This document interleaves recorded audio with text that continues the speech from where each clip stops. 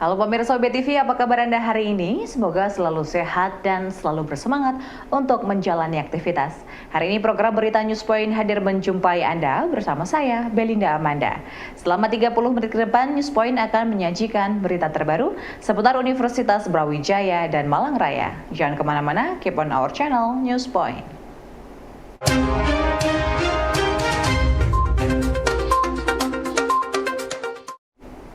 Pemirsa, Wakil Rektor 4 Bidang Perencanaan Kerjasama dan Internasionalisasi UB, Andi Kurniawan, menyebut saat ini tidak ada alasan lagi bagi mahasiswa pintar untuk tidak terfasilitasi pendidikan tingginya.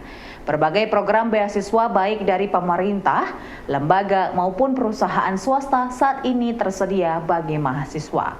Menurut Andi, saat ini yang dibutuhkan adalah kemauan untuk mengakses informasi dan menyiapkan diri agar memenuhi berbagai kriteria dalam beasiswa tersebut. Hal ini disampaikan Andi pada sosialisasi beasiswa pendidikan Indonesia di Sekolah Pasca Sarjana UB. Andi berharap mahasiswa UB dapat memanfaatkan berbagai program beasiswa yang ada untuk menunjang pendidikan yang lebih tinggi dan lebih baik. Program beasiswa pendidikan di Indonesia saat ini tersedia cukup banyak, mulai dari jenjang pendidikan dasar hingga tinggi. Beasiswa atau bantuan pendidikan diberikan oleh pemerintah, lembaga hingga pihak swasta. Saat ini beasiswa yang ada tidak hanya untuk pendidikan di dalam negeri, namun juga untuk pendidikan ke luar negeri. Untuk itu tidak ada lagi alasan bagi siswa maupun mahasiswa pintar untuk tidak terfasilitasi dalam menempuh pendidikan yang lebih baik. Agar dapat memperoleh beasiswa, dibutuhkan kemauan dan kompetensi yang memadai agar sesuai dengan kriteria yang dipersyaratkan. Sepertinya di dalam perspektif saya, sudah tidak ada alasan lagi anak pintar Indonesia yang tidak bisa maju. Kalau masih ada anak Indonesia yang pintar, punya prestasi, terlahir dengan talent, sepertinya kok tidak ada lagi tidak bisa terfasilitasi. Tentu saja kapasitasnya terbatas, pasti kapasitasnya terbatas. Jangankan di Indonesia, di negara yang jauh lebih makmur dari Indonesia pun kompetisi ada, persaingan ada. Tinggal sekarang menurut saya, ya tantangan ada di diri kita masing-masing. Diharapkan dengan kompetensi yang memadai akan mempermudah bagi mahasiswa dalam memperoleh beasiswa yang dituju untuk menunjang pendidikannya. Pemirsa, Kasubdit Puslapdik Kemendikbud Ratna Prabandari meminta kepada mahasiswa untuk proaktif dalam mencari informasi berbagai beasiswa yang ada untuk mendukung biaya pendidikan. Hal tersebut disampaikan oleh Ratna pada sosialisasi beasiswa pendidikan Indonesia di Sekolah Pasca Sarjana UB.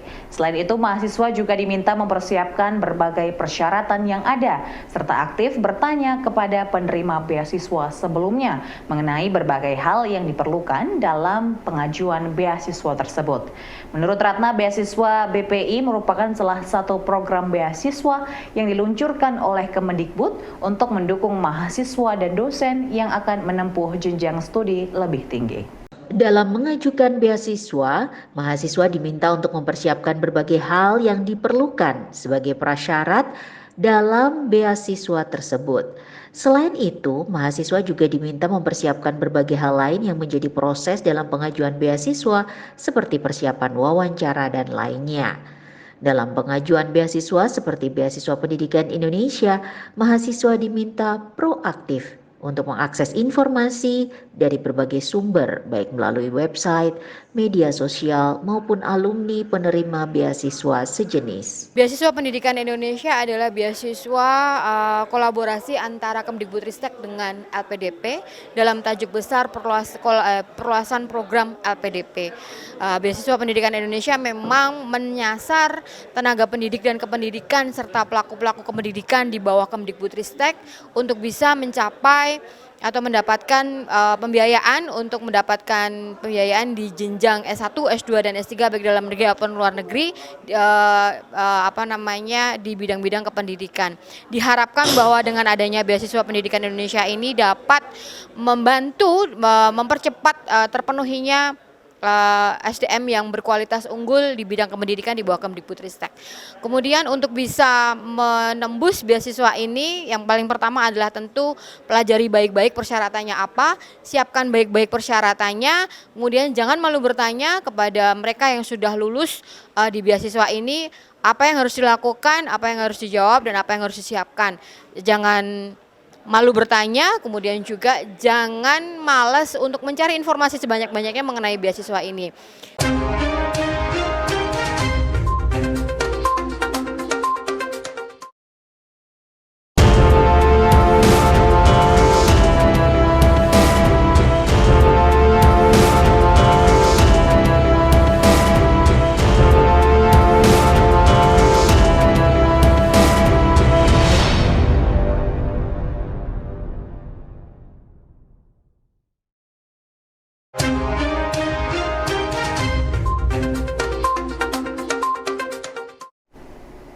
Pemirsa, Gubernur Jawa Timur Khofifah Indar Parawansa memastikan jembatan Geladak Perak yang menghubungkan Malang dan Lumajang siap untuk jalur mudik.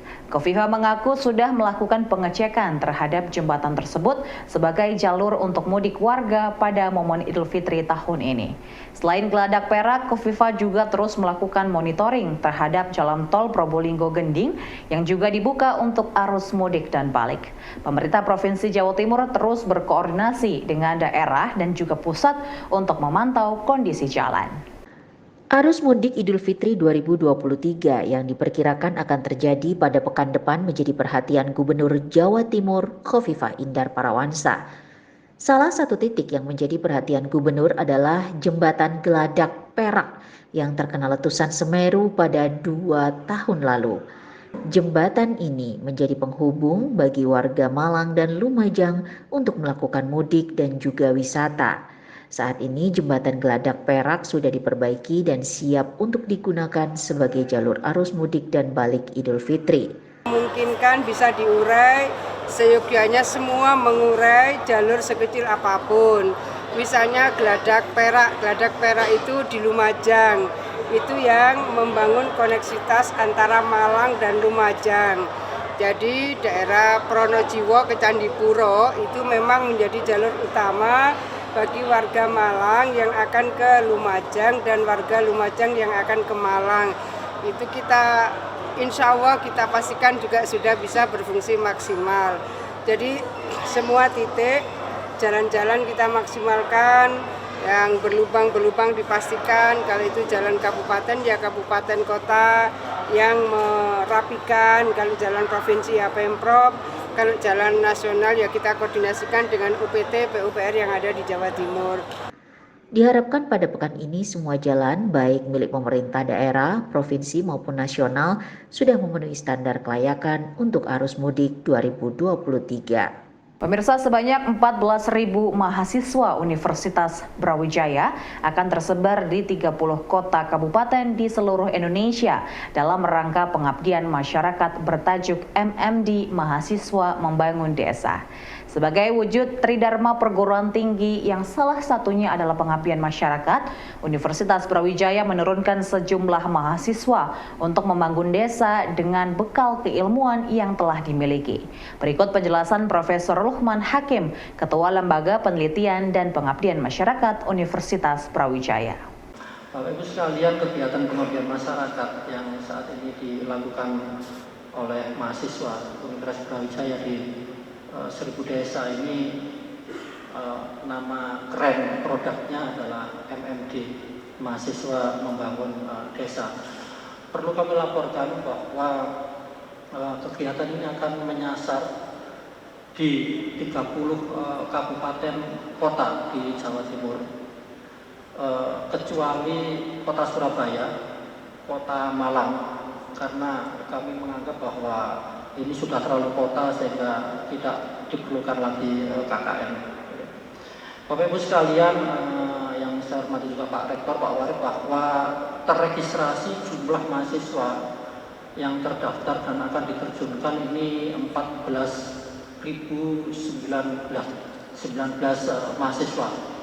Kalau dilihat di sebarannya perangkatan angkatan 2019 itu tercatat 31 mahasiswa, angkatan 2020 1.587 mahasiswa, dan kegiatan ini didominasi oleh mahasiswa angkatan 2021 sejumlah 12.401 mahasiswa, atau menguasai proporsi sekitar 88,46%. Dan ini tersebar di seluruh fakultas, dan kegiatan ini Bapak Ibu sekalian akan melibatkan dosen pembimbing lapang atau DPL sejumlah 500 orang yang berasal dari 15 fakultas di Universitas Brawijaya.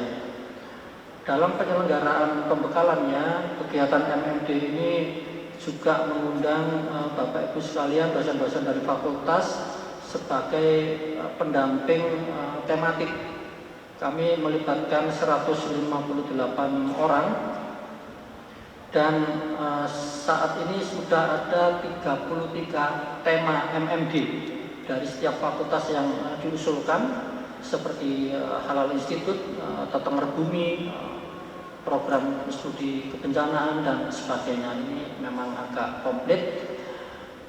Dan kami juga menggerakkan dosen koordinator di tiap kabupaten 30 orang, dan progres saat ini yang sudah kami lakukan adalah sudah melakukan koordinasi dengan jajaran pemerintah provinsi, kemudian juga di masing-masing kabupaten, meskipun belum semuanya, tetapi kami mempunyai target bahwa pada bulan ini seluruh koordinasi dengan kabupaten itu sudah bisa kita selesaikan, termasuk juga koordinasi dengan dinas-dinas terkait untuk mendukung pelaksanaan MMD. Secara organisasi, maka kegiatan MMD ini akan dikelola oleh tim inti dan tim penghubung desa yang melibatkan 76 orang dosen. Pemirsa, anggota Badan Pemeriksa Keuangan Pius Lustri Lanang ikut berpartisipasi mensukseskan gerakan Tetengger Bumi Universitas Brawijaya. Hal tersebut dilakukan oleh Pius setelah melakukan bedah buku di Universitas Brawijaya. Ditemani oleh Wakil Rektor Bidang Akademik Profesor Imam Santoso dan Koordinator Tetengger Bumi UB, Tipiani, Pius menanam pohon buah apel, buah matoa, durian bawor, musankin, plum, dan juga buah mentega. Penanaman pohon buah kapel ini menjadi istimewa karena pohon tersebut melambangkan kepal tangan dan semangat demokrasi sesuai dengan buku yang ditulis oleh Pius Lustri Lanang. Tokoh reformasi mahasiswa yang juga anggota Badan Pemeriksa Keuangan Pius Lustri Lanang menanam pohon kepel sebagai lambang kekuatan demokrasi di Universitas Brawijaya. Penanaman pohon ini sebagai simbol agar kekuatan demokrasi yang diusung oleh mahasiswa akan tetap lestari. Selain itu, penanaman pohon ini juga bentuk dukungan terhadap program Tetengger Bumi yang gencar dilakukan oleh Universitas Brawijaya. Program ini dilakukan untuk mendukung keberadaan pohon langka dan mampu menyerap air tanah untuk mencegah bencana alam.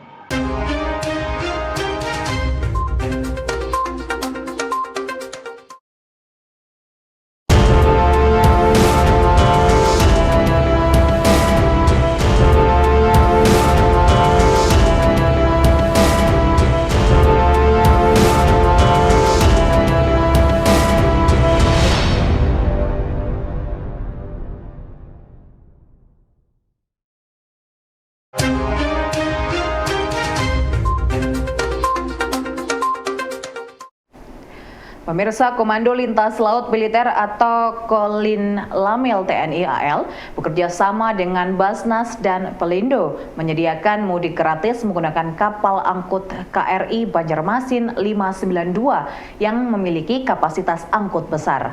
Mudik gratis ini diberikan bagi pengguna motor untuk mengurangi tingkat kecelakaan kendaraan masa mudik Lebaran di Panturan yang cukup tinggi.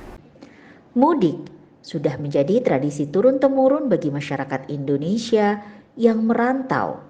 Momen libur Lebaran yang cukup panjang dijadikan momentum yang tepat untuk pulang ke desa dan bersilaturahmi dengan sanak saudara.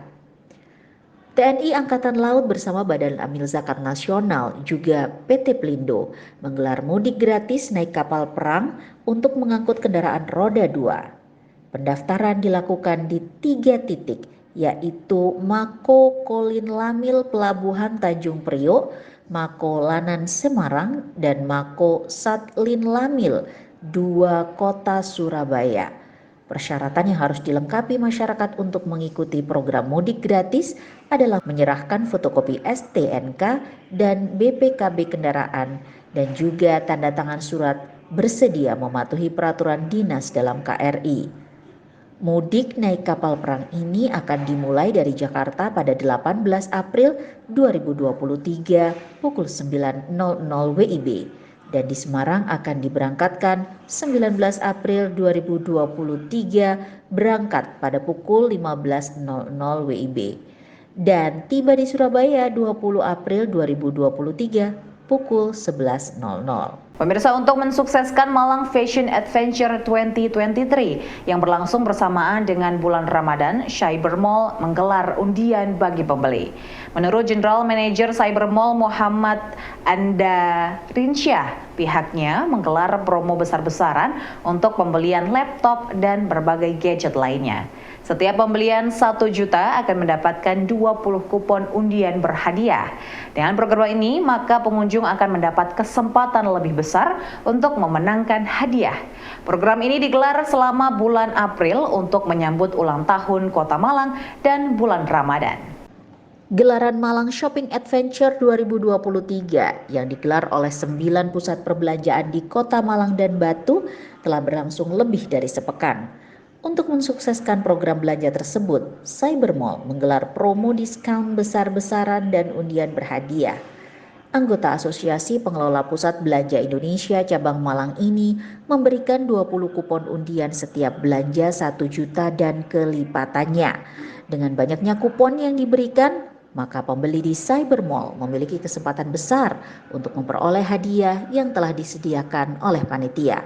Shopping Adventure yang ke-9 ini, Cyber Mall jadi peserta di Asosiasi Pengelola Pusat Belanja Indonesia untuk memperingati ulang tahun Kota Malang. Kita di Cyber Mall sendiri mengadakan promo besar-besaran juga, karena kita memang mall, salah satu mall tematik, otomatis untuk harga laptop kita juga ada promo diskon besar-besaran. Jadi kalau mau beli di Cyber Mall, kita nanti di angka 1 juta akan mendapatkan 20 kupon. Jadi kesempatan untuk mendapatkan hadiah di Malang Shopping Adventure lebih besar di Cyber Mall. Cyber Mall optimis dengan Malang Shopping Adventure akan mendongkrak penjualan laptop, gadget, dan peralatan elektronik lainnya di Cyber Mall. Pemirsa, gelaran bazar sembako dan kebutuhan lebaran tidak hanya dilakukan oleh pemerintah namun juga swasta. Salah satunya dilakukan oleh Sundari Batik dengan menggelar bazar sembako dan paket buka puasa. Direktur Sundari Batik Satria menjelaskan, program Bazar Ramadan merupakan bentuk aksi sosial Sundari Batik untuk membantu masyarakat di Kota Malang. Selain Bazar, Sundari Batik juga menggelar pelatihan kriya dan jamu bagi masyarakat. Kegiatan pelatihan ini merupakan upaya Sundari Batik untuk mendukung ekonomi kreatif berbasis kearifan lokal. Menyambut Idul Fitri 2023, Sundari Batik ikut berpartisipasi dengan menggelar bazar sembako yang menjual berbagai kebutuhan Ramadan dan Idul Fitri. Selain sembako, stan yang ada juga menjual kebutuhan untuk berbuka puasa. Berbagai acara pendukung Sundari Batik menggelar pelatihan kriya dan membuat jamu bagi warga masyarakat sebagai bekal untuk berwirausaha sektor kreatif. Berbagai perlombaan juga digelar oleh Sundari Batik untuk menambah semarak acara bazar tahunan tersebut. Untuk hari ini acaranya adalah bazar dan sajian berbuka. Jadi pada kesempatan kali ini Sundari dan kami tuh ingin berbagi untuk teman-teman UMKM supaya mereka dapat memasarkan produk mereka, dan kita juga support untuk pembagian serba bambu dengan harga yang lebih terjangkau. Jadi untuk telurnya kita jual dengan harga 21.000 dan ada juga sembako dengan harga yang lebih murah. Paket-paketnya nanti mungkin bisa dilihat langsung listnya.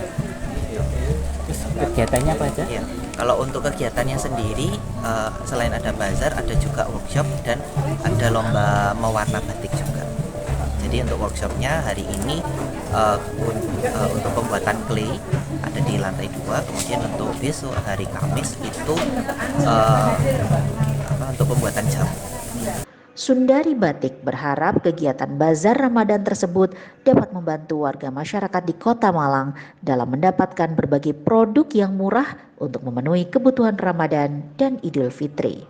Pemirsa, informasi tadi sekaligus menutup perjumpaan kita hari ini. Jangan lupa untuk selalu menyaksikan News Point setiap hari pukul 19.30 waktu Indonesia Barat hanya di UBTV, Televisi Pendidikan Universitas Brawijaya. Saya Belinda Amanda dan seluruh kru yang bertugas pamit undur diri. Terima kasih dan selamat beraktivitas.